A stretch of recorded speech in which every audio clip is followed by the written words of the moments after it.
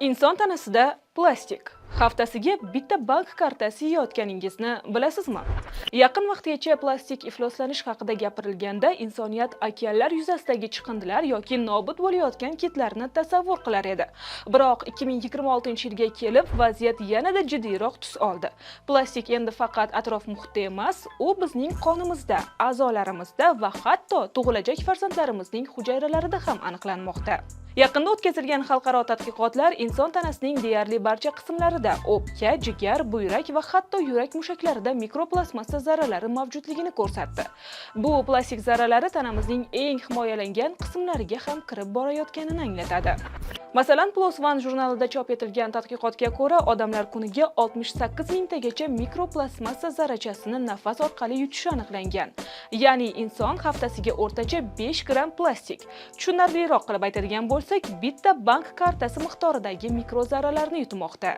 Ushbu zarrachalar o'pkaga kirib, keyinchalik qon orqali boshqa a'zolarga ham tarqaladi. Eng dahshatlisi, mazkur zarralar yo'ldosh, ya'ni plasenta orqali onadan homilaga o'tishi isbotlandi. Xo'sh, mikroplastmassa nima uchun xavfli? U shunchaki yot jism emas.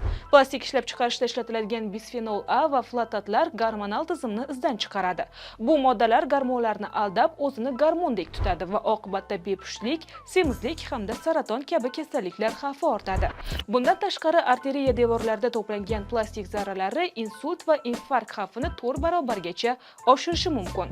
Xo'sh, tanamizga plastmassa qayerdan kiryapti o'zi?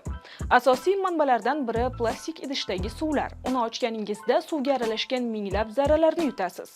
Keyingisi choy paketlari. Bir dona naylon choy paketi issiq suvda 11 milliarddan ortiq mikrozarracha ajratishi mumkin.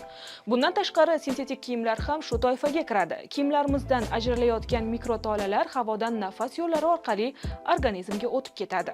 Ulardan qanday himoyalanish mumkin? Plastik moddachalardan butunlay himoyalanish imkonsizdek ko'rinsa-da, uning ta'sirini kamaytirish uchun mutaxassislar quyidagi tavsiyalarni berishadi. Birinchisi, plastik idishlarni qizdirmaslik.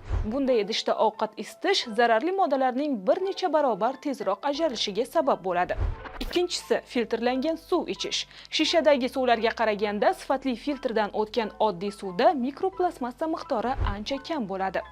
Keyingisi, tabiiy matolardan kiyim kiyish. Paxta, ipak va zig'ir matosidan tikilgan liboslarni tanlash ancha foydaliroq. Hozirda global miqyosda plastikdan foydalanishni cheklash bo'yicha yangi qonunlar qabul qilinmoqda. Biroq salomatligimizni asrash har birimizning kundalik tanlovimizga bog'liq bo'lib qolmoqda.